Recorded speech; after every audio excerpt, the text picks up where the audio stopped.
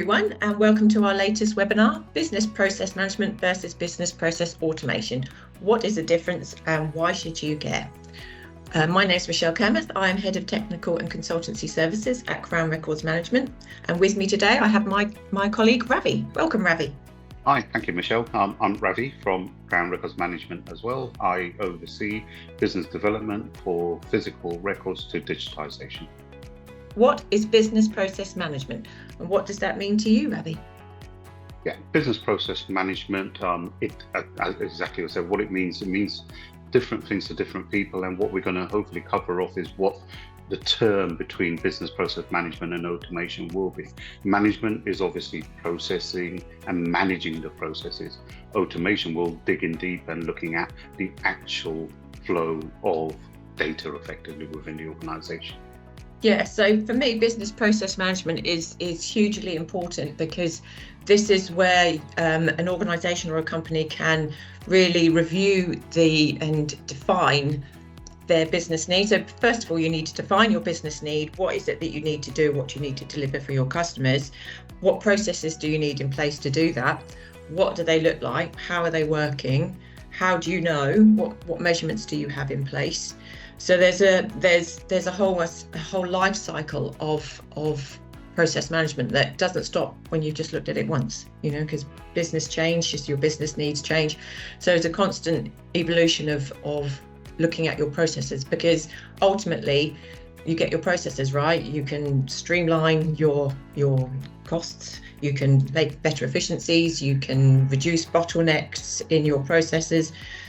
Your staff will have a better focus on what they're supposed to be doing, and you'll have happier customers. So for me, that's the first start of everything, is understanding your people, processes and technology and how they're all linked together. And it's mapping out that journey, and that's what it's going to enable us to do. So all the touch points along the way, efficiencies and so forth. So yeah, exactly, that's what business process management, and it's designing and making sure you're noting the journey, a roadmap effectively to a certain degree. Exactly, and on that roadmap you need to have lots of different stops, don't you? And you need to understand when roads are crossing each other, when what trigger points, when you can start, when it stops, what information you're handing over. So and measuring the time that those steps are taking. How long is your journey? Are you spending too long at one stop, and it taking too long to pass information over to the next stop? So it's having the journey, but also understanding all of the times and costs of that journey. So it's having all of that mapped out in an easy way as well, so that you can go back and continuously review it. Keep it as a live process, correct? Exactly, because customers, they change and they want different things, and your business needs to be able to adapt to that. So once you've done all of that, the next step really is about once you've got those processes mapped, how do you review them? What do you do with them? There's no point just having a really good idea of your business processes and then leaving that nicely on a shelf somewhere. I mean, this is where it comes into it's identifying. I normally refer to them as touch points. When we talk about customers, don't forget it's not just external customers; it's internal customers as well. Everyone along that journey that has to touch, whether it's physical, digital documents. There's a task, there's a time to it. There's repetitive administration. Those are the things we want to identify along that journey. Absolutely, and so you've done your business process management. You've understood all of that journey. So following that, you'll have a good understanding of what all of the tasks are. What's required by who to execute those processes, and then you can start to take little snapshots and say, well, actually, these repetitive or manual tasks here, we could automate them. We can, and by automating them, you're standardizing how they work. You're reducing the chances of errors, human errors. You're freeing up the team from those repetitive tasks, so they can focus on the value-added activities. So it brings benefits not just from a process, but from a people side as well. Absolutely. I mean, if you think of the 80-20 rule, at the moment you may be spending 80% of your time doing the administration task and 20 actually doing your job. We want to, with automation, we flip that, quite considerably. So, Absolutely.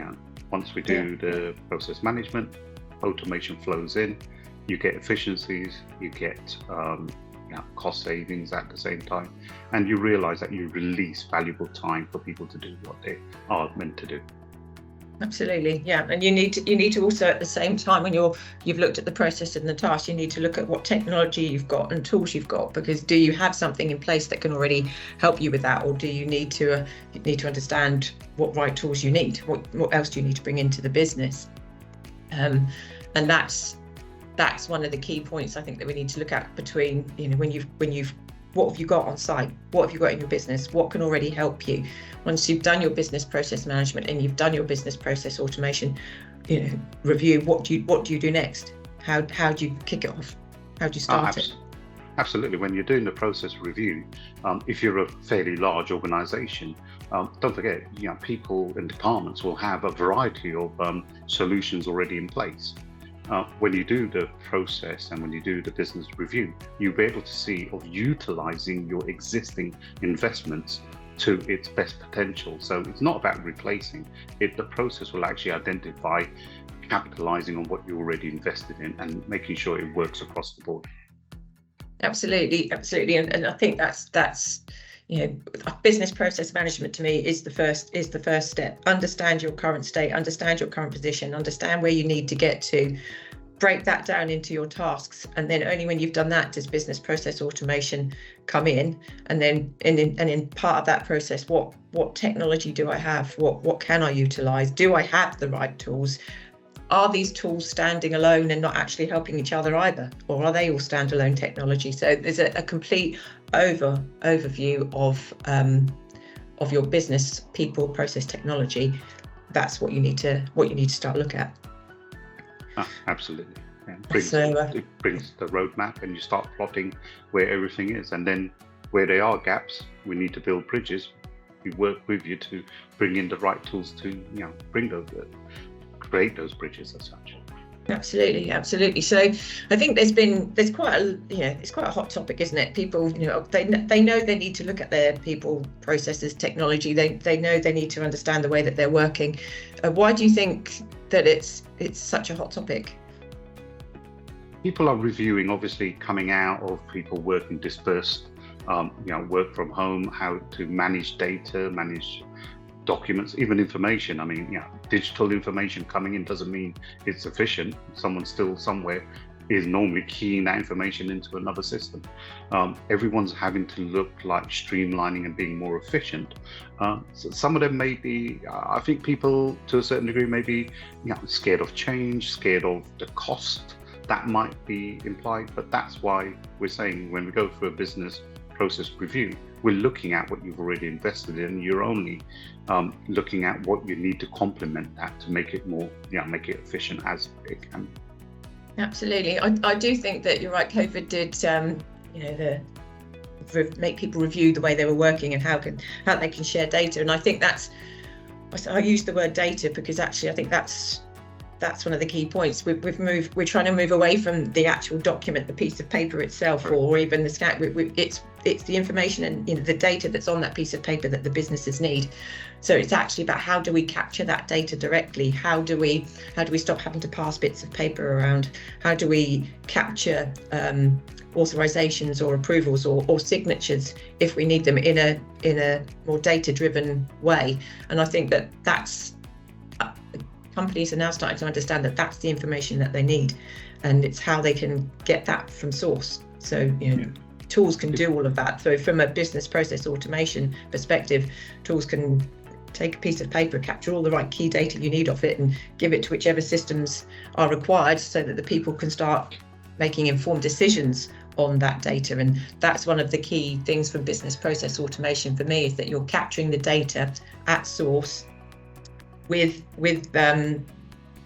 minimal error, and they're able to get better visibility of that data, be able to make quicker informed decisions, business decisions, customer decisions. So there's capturing that data, I think, is what, and making a company more agile and flexible is one of the key things from business process automation in my mind. Once we've extracted the data, a lot of organizations are spending money digitizing at the end of the process. All we're saying is let's invest that at the start of the process. So you're then extracting the data and the data is moving around the organization instead of at the end of it. You've already done all the manual labor tasks and all that, and then you're scanning it just to effectively archive it or even extract data. But we'll put that at the beginning and let that kick off the workflows. Yeah, because actually by looking at it from the beginning, you're also looking at who requires it at the beginning. And now if you look at the way people want to transact with organisations or businesses, everyone wants to do it off their phones or, very quickly online. It's got to be quick, accessible. That information needs to be as live and up to date as possible. And I think organisations that now understand the way that their customers or people want to transact with them, that helps also drive these decisions about what automation levels are required.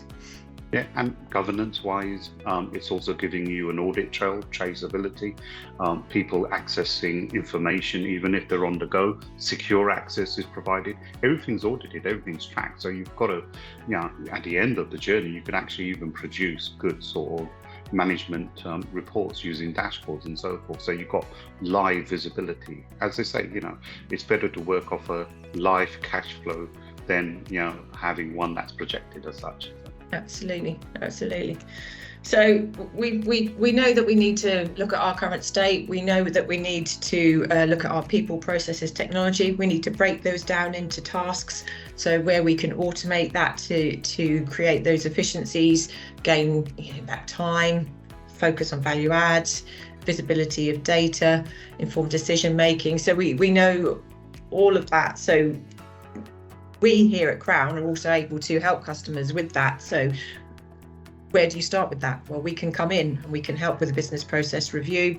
We can do exactly all of those things that I've just described, and then we can give that back to a client or a customer who can then use that information to start looking at their own automation requirements.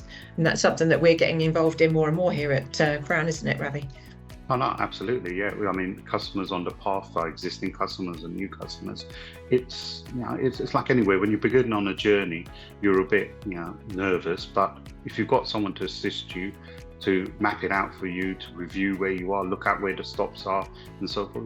Imagine yourself when you're planning your holiday. You create an inventory, you book a flight and so forth. You make it as efficient as possible. And that's what we're here to do. We're here to assist you to make that efficient and bring to life what you may not see and release the investment that's already in the organisation.